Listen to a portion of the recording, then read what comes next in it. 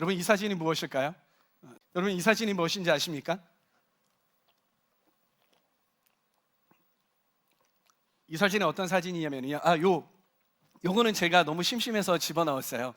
네, 이 사진은 무슨 사진이냐면, 여기에는 안 보이네요. 우리 둘째 한결이가 저희 침대, 여기 침대 그 머리 있는 부분이거든요. 침대 위에다가 연필인지 엄마 마스카라인지 모르겠어요. 그걸 가지고 벽에다가 그어댔습니다. 웬만하면 수습을 하려고 해봤는데 수습이 안 돼요. 막 그냥 예술 작품을 만들어 놨습니다. 네, 너무나도 기상천외해서 깜짝 놀라서 제가 사진을 찍어 놓은 것입니다. 요즘 제가 장난기 많은 아들 둘을 키우면서 혼자 조용히 되뇌이는 말이 있습니다. 가끔 아내한테 표현을 하기도 하거든요. 그 말이 무엇이냐면요, 정말 말 안 듣네. 아들들 정말 말 안 듣네 라는 말입니다. 아이들이요, 정말 말 안 듣습니다. 이 세상에서 저의 말을 이렇게 안 듣는 사람이라고 하기에는 너무 의미가 좁은 것 같고, 저의 말을 이렇게 안 듣는 크리에이처들, 창조물들은 진짜 처음입니다. 제가 옛날에 강아지도 키웠거든요. 심지어는 개도 강아지도 제가 훈련을 시키면 제 말을 앉으라고 하면 앉고 일어서라고 하면 일어서거든요. 그랬거든요. 그런데 이렇게 말 안 듣는 이 크리에이처들은 제가 살다 처음입니다. 아이들이요, 뭔가 사고를 치려고 해요. 그럼 제가 그걸 발견한답니다. 발견을 해서 너 아무개야, 너 그거 하지마 이렇게 이야기를 해요. 그러고서 때로는 뒤로 돌아서서 갈 때가 있는데, 때로는 뒤를 돌아서지 못할 때가 있습니다. 왜 그러신지 압니까? 이 아이의 호기심이 저의 말보다 더 강하다라는 것을 아빠로서 느낄 때가 있어요. 내가 아무리 얘한테 하지마 그러고 뒤로 돌아서 가도 이 아이는 하겠다라는 그러한 직감이 확 다가올 때가 있어요. 그럴 때 얘 눈빛을 이렇게 쳐다보면서 하지마, 하면 안 돼 이러고 이렇게 쳐다봐요. 그런데 이 아이는 어떻게 하는지 알아요? 그때 이게 눈에 힘이 빡 들어가 있는 이 아빠의 눈을 보면서요, 이 아이는 어떻게 하냐면 그걸 하고 있어요. 막 해요. 하지 말라고. 그래, 해요. 하지 말라니까 해요. 쫓아가가지고 막 하지 말라고. 되게 이제 어느 때냐면 위험할 때 제가 이렇게 하는 거죠. 그러면 어떻게 하냐면요, 그러다 어디 부딪히고 어디 깨지고 와가지고 울고불고 이제 난리가 나는 거예요. 정말요, 제 인내심의 한계를 느낍니다.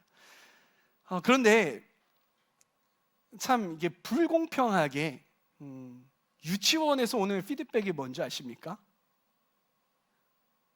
대개 자녀들은 너무나도 말을 잘 듣는다는 겁니다. 아주 모범적이라는 것이 얌전하대요. 그러면 제가 이제 선생님들한테 걔네가요? 걔네가 얌전하다고요? 근데 그러니까 이 선생님들이 하는 이야기가 그래요. 웃으면서 네, 걔네들은요 정말 얌전한 편이에요. 다른 애들은요 정말 더 기상천외합니다. 이렇게 이야기를 하는 거예요. 여러분, 저희 아이들뿐만이 아니라요, 다른 아이들도 이렇게 말을 안 듣더라고요. 다른 아이들 몇몇이 그런 게 아니라요, 아이들 자체가 말을 안 듣더만요. 네. 저도 기억을 이렇게 더듬어 보니까요, 제가 부모님의 말을 잘 들어서 칭찬을 받았던 기억보다 말을 안 들어서 부모님께 제지당하고 혼났던 기억들이 더 많은 것 같아요. 저만 그런지 모르겠습니다. 이렇게 가정에 대해서 제 어렸을 때의 그런 기억을 돌아보면서 이 가정이라는 울타리 속에서 제가 점점 사람이 되어갔구나 라는 그러한 생각이 드는 요즘입니다. 성인이 되고 부모님의 나이가 되고 그리고 아이들을 키우면서 조금씩 부모님들의 마음을 알아가더라고요. 저뿐만이 아니라 여기 있는 모두 다 그렇게 가정 안에서 부모님들의 바운더리 안에서 자라나고 커갔을 거예요. 옛날에는 혼나는 일이 점점 많았지만 점점 부모님들의 말씀에 순종해 갔던 그러한 기억들이 여러분들 안에 있겠죠. 네. 제가 호주에 있을 때였어요. 한 목사님이 제가 이 두 아이들을 하고 막 끙끙거리면서 제가 막 때로는 열받아 하기도 하고 그럼에도 불구하고 이 분노를 가라앉히면서 잘 이야기하려고 하는 그런 모습을 보셨어요. 그러니까 그 목사님의 이름이 클리프라는 목사님이었는데 그 목사님이 저를 보시고 이렇게 말씀을 하시는 거예요. 아이들 참 말을 참 안 듣지? 그러는 거예요. 그래서 예, 애들 참 말을 참 안 들어요. 제가 이렇게 이야기를 했어요. 그랬더니 이 목사님이 하시는 말씀이 뭐냐면 가정 안에서 아이들은 부모에게 순종하는 법을 배우고 그리고 부모들은 말 안 듣는 아이들에게 순종을 가르치면서 내가 주님께 순종하는 법을 배운다 라고 이렇게 이야기를 하더라고요.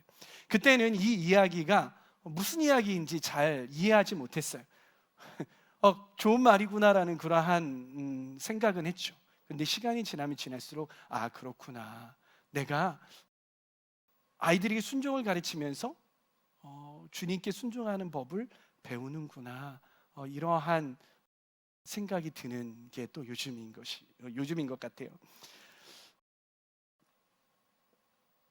여러분, 성경도 가정은 순종을 배우는 터전이라고 이야기를 합니다. 특히 하나님은 자녀들을 향해서 부모에게 순종하라라고 이야기를 하고 있어요. 좀 뭔가 이 자녀로서 좀 반발심이 느껴지겠지만 하나님께서는 명확하게 이 성경에서 이렇게 자녀들은 부모에게 순종하라라고 말씀하고 계시다라는 것이에요. 이게 한두 군데가 아니더라고요. 제가 성경을 찾아보니까 잠언 23장 22절 뭐라고 하고 있습니까?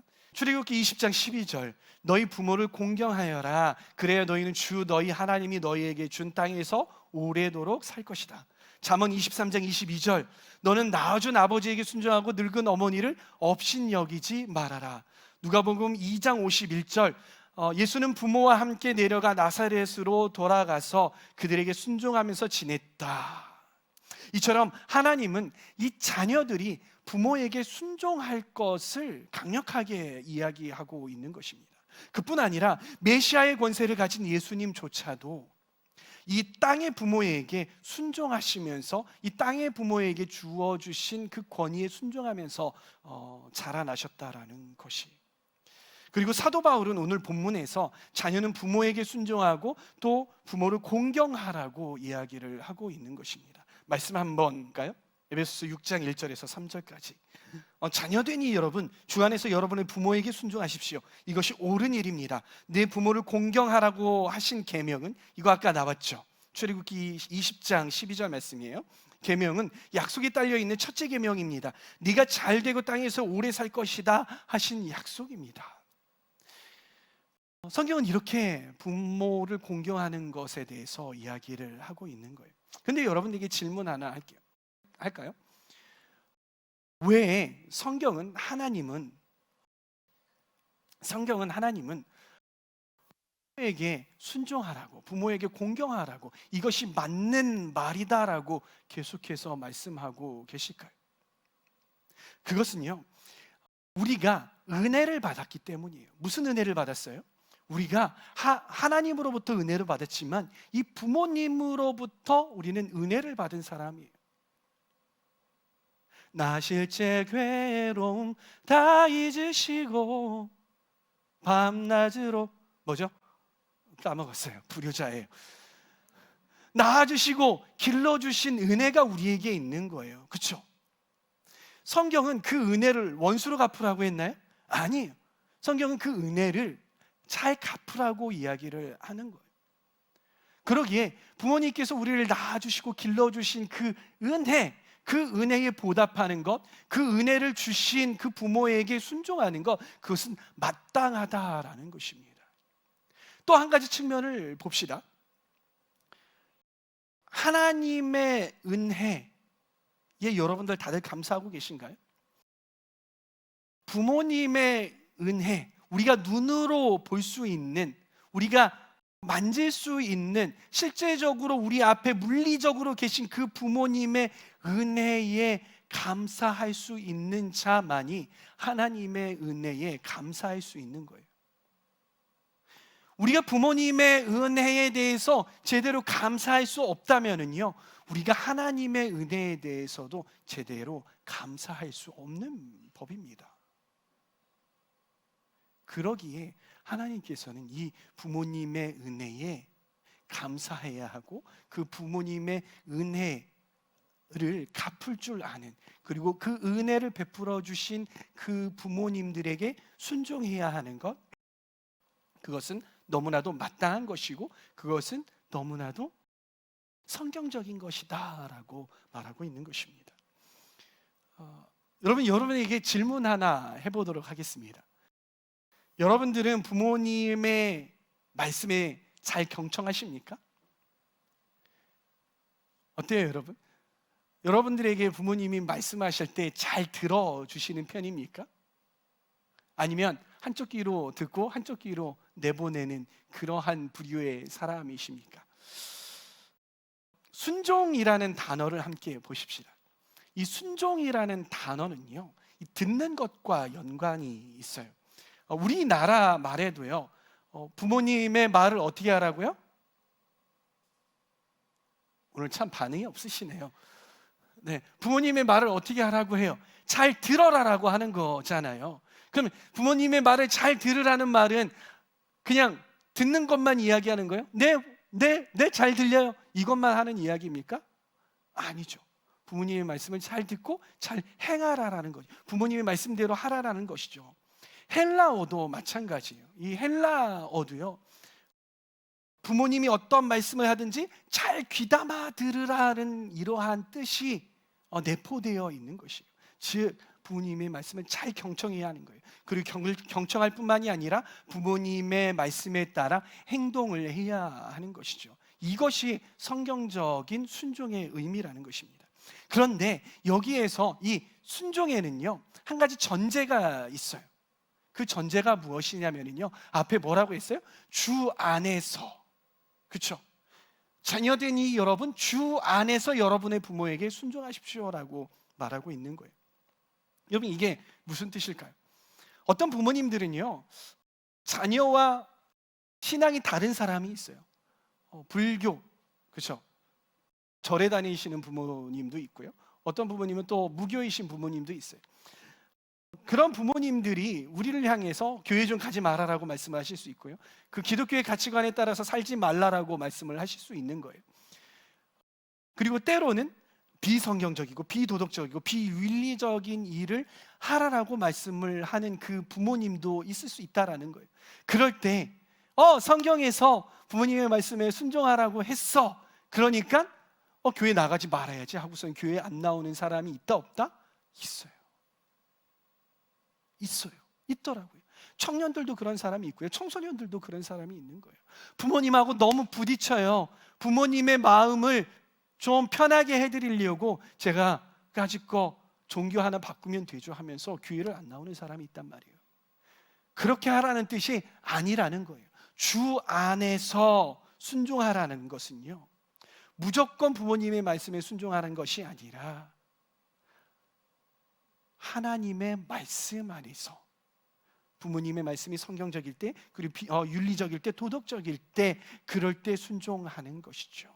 이것이 성경적인 또 순종이라는 것, 여러분 알아주시기를 바랍니다. 그런데 말씀은요, 오늘 이 말씀은 이 순종에서만 머무르는 게 아니에요. 2절을 봅시다. 2절에 이렇게 해요. 내 부모를 공경하라고 하신 계명은 약속이 딸려 있는 첫째 계명입니다.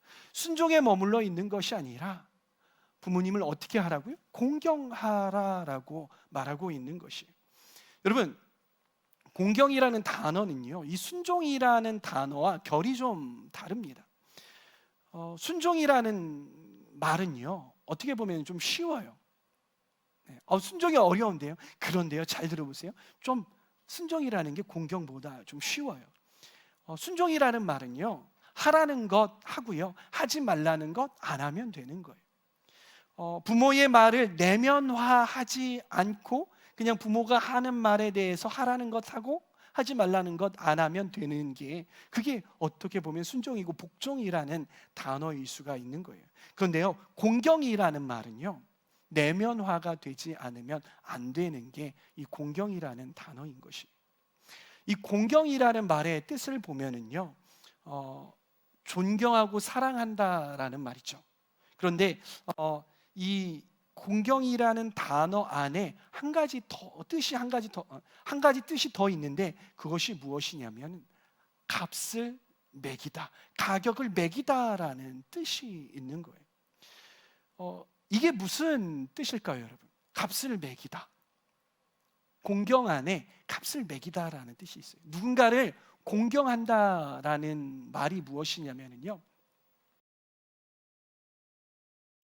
내가 부모님을 공경한다라는 게 어떤 뜻이냐면, 부모님이 가치 있는 것을 나도 가치 있게 여기는 것, 부모님이 가치 있게 값을 그러니까 매긴 것에 대해서 나도 가치 있게 값을 매기는 게, 그게 공경이라는 뜻이에요. 부모님이 가치 있다고 생각하지 않는 것을 나도 가치 있게 생각하지 않는 게 공경이라는 거예요. 그렇기 때문에 이 공경이라는 단어는요, 철저하게 내면화가 되어야 한다는 것이.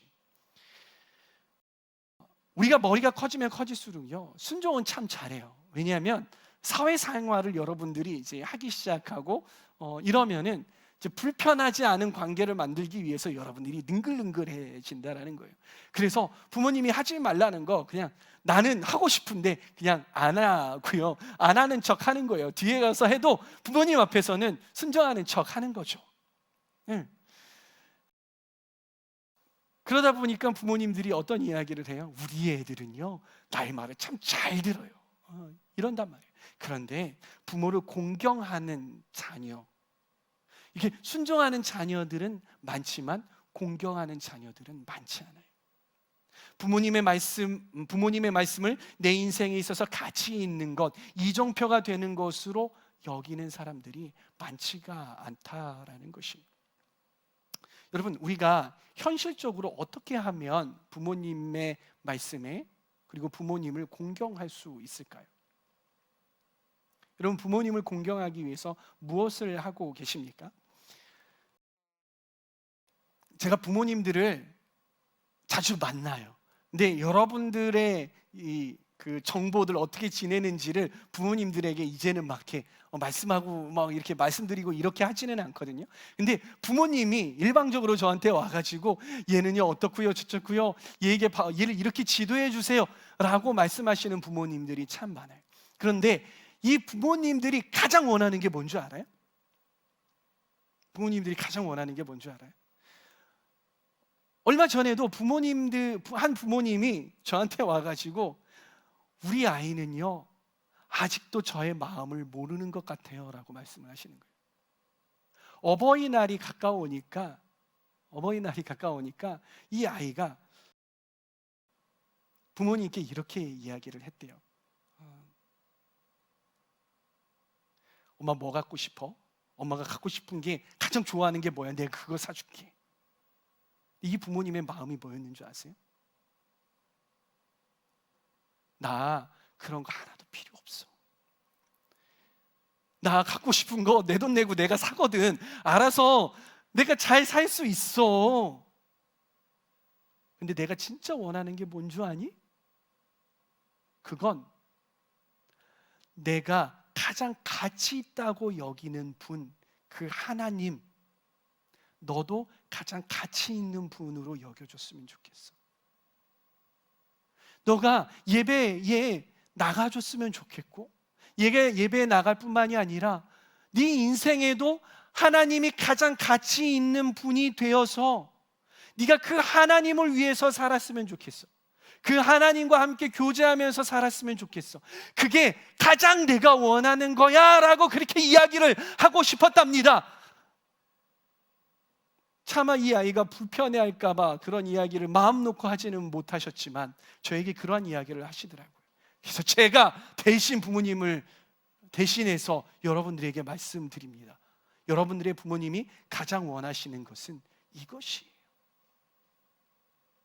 여러분, 그것이 우리가 부모님을 공경할 수 있는 가장 쉬운 그리고 가장 큰 가장 넓은 그러한 길이라는 것 여러분들 아시기를 부탁드립니다. 아멘. 네. 우리 교회는요, 비록 우리 교회는 장년층들이 되게 젊으신 분들이에요. 그러다 보니까 제가 이러한 경우를 많이 못 만나는데, 제가 다른 교회에서 사무실에 앉아 있다 보면은요, 권사님들 그리고 나이 드신 집사님들 이런 분들이 저에게 찾아오세요. 사무실에 있는 저에게 찾아오세요. 그러면서 하시는 말씀이 뭐냐면요, 네, 핸드폰을 들고서는 찾아오십니다. 이렇게 핸드폰을 들고선 찾아와서 도와달라고 하시는 거예요. 뭐냐면은 이게 성경 어플이 제가 저번 주까지는 됐는데요, 안 돼요. 목사님, 이것 좀 어떻게 좀 하게 좀 해줘 봐요. 이것 좀 도와줘요. 이것 좀 깔아줘요. 이거 어플이 없어졌어요. 이러는 거예요. 그럼 이제 제가 속으로 생각하는 거예요. 아니, 자녀들이 다들 있으실 텐데 자녀들이 다들 있으실 텐데 이거를 왜 교회까지 가져오실 일인가? 저는 이렇게 생각을 하는 거죠. 그래서 제가 물어봐요. 아니, 자녀들이 이런 거 안 해주세요? 걔가요, 너무 바빠요. 그리고 뭐 이거 좀 하나 해달라고 하면요, 얼마나 쌓아나온지 몰라요. 아니, 엄마는 그런 것도 못해. 이거 어떻게 하려고 하는 거야? 엄마 나이가요 하면서 엄청 뭐라고 한다는 거예요. 쌓아나와서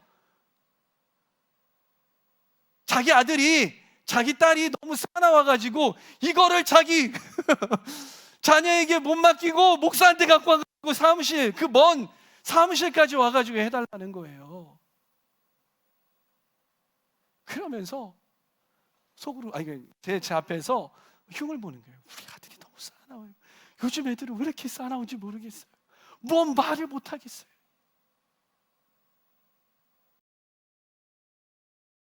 이게 제가 남의 이야기인 줄 알았거든요.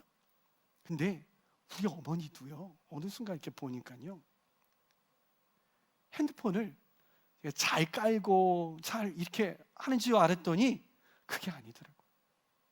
어머니가 어느 날 가보니까 고민하다가 이거 좀 해달라고 하시는 거예요. 앱이 없어졌다고.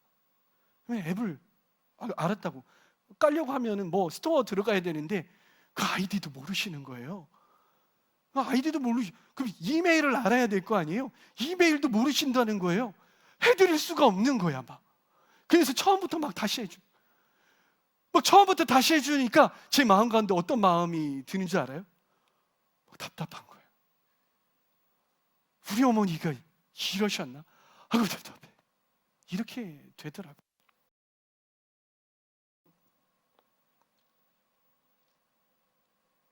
아주 단편적인 이야기지만은요, 대체적으로 우리 부모님들이 하시는 일들, 뭔가 우리 젊은 세대들, 스마트한 젊은 세대들이 느끼기에는요, 답답해 보여요. 자꾸 뭔가 이렇게 느리시고요, 자꾸 뭘 빼놓으세요. 당연히 앱을 하나 깔려면은 이메일 계정이 있어야 되고 그 비밀번호를 당연히 기억을 하셔야 되는데 그거 기억도 못 하시고 본인의 이메일이 네이버에 있는지 다음에 있는지 어디에 있는지도 몰라요. 이메일 뭐 아이디도 모르고 주소도 모르시는 거예요. 그것뿐만이 아니라 우리 부모님이 덜 합리적인 것 같고 덜 스마트한 것처럼 보이고, 그러한 생각, 그러한 답답한 마음들이 우리 안에 있다라는 거예요. 왜 그런 결정을 내리시는지도 잘 모르겠어요. 이해가 안 가는 거예요. 막 어머니 그렇게 하시면은요 이렇게 돼가지고요 나중에 어머니만 손해 보신다고요. 아버지 그렇게 하시지 말라고 제가 몇 번이나 말씀을 드렸어요. 그렇게 하지 마세요라고 이야기하고 싶은 때가 한두 번이 아니고 그렇게 이야기할 때도 있잖아요. 우리들 그러다 보면 부모님께 뭔가 나무라듯 이야기를 하지 알 수 없는 거예요. 그게 아니라고, 그게 좋은 방법이 아니라고. 제가 청년 시기 때에는요 뭔가 부모님이 뭘 잘 모르시는 줄 알았어요. 왜냐하면 그도 그렇게 제가 부모님보다 더 많이 교육을 받았잖아요. 제가 부모님보다 더 많은 정보들을 접할 수 있고 그 정보들을 부모님보다 더 잘 다룰 수 있는 게 저잖아요. 그리고 여러분 세대잖아요. 부모님보다 더 많은 곳에 가봤어요. 우리 부모님은 우리 어머니는 외국에 한 번도 가보신 적이 없어요. 저는 그래도 외국에 다녀왔잖아요. 그랬단 말이에요. 근데 제가 어느 순간 깨닫는 것이 무엇이냐면 이게 다가 아니구나. 인생 살아가는 것, 똑똑하게 살아가는 것, 그게 다가 아니구나. 내가 많은 정보를 다룬다고 해서 내가 삶을 잘 사는 건 아니구나. 나의 지식이 나의 삶을 좌지우지하는 게 아니구나. 인생은 지식으로 사는 게 아니라 스마트함으로 사는 것이 아니라 순발력으로 사는 것이 아니라 지혜로 사는 것이구나라는 것을 깨닫게 되었어요. 우리 부모님들은요, 순발력이 떨어지세요. 지식들도 제대로 잘 많이 접하실 수가 없고요. 그러한 부분들을 잘 다루기도 어려워하세요. 근데 이분들에게 뭐가 있냐면 지혜라는 것이 있어요. 근데 여러분, 지혜는요, 시간을 요해요. 어느 순간에 우리가 지혜가 땅 하고 생겨나는 게 아니란 말이에요. 지혜는 많은 시간 동안 많은 경험을 하면서 시행착오를 하면서 얻어지는 것이 바로 지혜라는 영역이에요. 우리 부모님들이 순발력은 좀 떨어지시지만 하나님께서 그런 지혜를 그 사시는 동안에 허락해 주신 것이죠. 그러기에 그 부모님들의 지혜는 존중받아 마땅한 것이에요. 그리고 그런 지혜를 가지고 계신 우리의 부모님들 존중받아 존경받아 마땅한 것이라는 거예요. 그러기에 우리는 부모님의 의견을 존중하셔야 하는 겁니다. 그리고 우리의 태도는 어때야 하냐면 친절해야 하는 거예요. 부모님께 여러분 친절하십시오. 부모님의 말씀을 잘 듣고 그리고 부모님의 의견을 존중해 드리세요. 여러분들이 순발력으로 딱 머릿속에 이렇게 하면 이렇게 되겠구나라는 것 눈에 훤히 보이잖아요. 그런데 지식의 영역으로 그걸 보지 마시고 지혜의 영역으로 그걸 여러분들이 봐주시기를 부탁드리겠습니다. 그러면 나중에 부모님들이 왜 이렇게 말씀하셨는지, 왜 이렇게 행동하셨는지 알겠구나라는 때가 올 거예요. 아셨죠, 여러분? 이것이 부모님을 공경하는 태도인 것입니다. 오늘 성경은요, 부모를 공경하는 것이 약속이 있는 첫 계명이다라고 이야기를 하고 있어요. 여러분, 약속 있는 첫 계명이라는 것이 무슨 뜻일까요? 이 계명은요, 무엇이냐면 아까 읽었던 십계명에서 나오는 말씀이에요. 근데 십계명에 보면은요, 다른 말씀들은요, 약속을 지니고 있지 않아요. 이게 무슨 뜻이냐면은 네가 뭐를 하면 내가 뭘 해주겠다라는 그러한 패턴이 아니라는 거예요. 살인하지 말아라. 네가 살인하지 않으면 내가 뭘 해주겠다 이렇게 합니까? 아니란 말이에요. 그렇죠? 도둑질하지 말아라. 그러면 내가 너를 풍요롭게 해주겠다 이렇게 하고 있나요? 아니란 말이에요. 그런 조항은 없어요. 그런데 오직 한 말씀. 부모를 공경할 때 내가 너에게 약속을 해주겠다. 내가 너에게 뭘 해주겠다라고 말씀을 하시는 거예요. 이 뜻이 약속이 있는 첫 계명이라는 것이죠. 여러분, 그 약속이 무엇입니까? 그 약속은 무엇이냐면 바로 네가 잘 되고 땅에서 오래 사는 것, 즉 장수하는 그러한 약속을 너에게 해주겠다라고 하시는 그것이, 여러분, 왜 하나님께서 하필이면 이 한 말씀에 많은 십계명에 이 계명에 많은 것들이 있지만 왜 여기에만 부모를 공경하는 것에만 왜 약속을 주셨을까요? 왜 약속을 해주셨을까요? 많은 사람들이요, 이렇게 보면은 거꾸로 성경을 읽어요. 어떻게 성경을 읽냐면, 내가 장수하기 위해서 오래 살기 위해서 부모님을 공경해야지, 이렇게 된단 말이에요. 여러분 어때요? 올바른 태도인 것 같아요? 아니라는 거예요. 하나님의 진심은 이게 아니라는 거예요. 야, 네가 오래 살기 위해서 부모를 공경해라, 이게 아니라고요. 하나님의 진심은 무엇이냐면요, 복을 받기 위해서 부모를 공경하는 것이 아니라, 하나님의 진심은 자녀가 부모를 공경하는 것을 소중히 여기시고 기뻐하신다라는 거예요. 이게 하나님의 진심이에요. 네. 오늘 아까 1, 2부 예배 때 최은양 목사님께서 이러한 말씀을 하셨어요. 하나님께서 왜 자녀가 부모를 공경하는 걸 기뻐하시는가, 왜 좋아하시는가? 그것은 무엇이냐면, 하나님이 우리의 아버지시기 때문인 거죠. 마찬가지로 이 자녀는 이 육적인 부모를 공경하는 것, 이걸 하나님께서는 기뻐하시는 거예요. 저는 저와 여러분들이 하나님이 소중히 여기시고 기뻐하시는 것을 하는 우리 청년들 되기를 소망합니다. 특별히 하나님이 기뻐하시는 부모님을 공경하는 것 하시는 여러분들 되시기를 축복합니다. 아멘.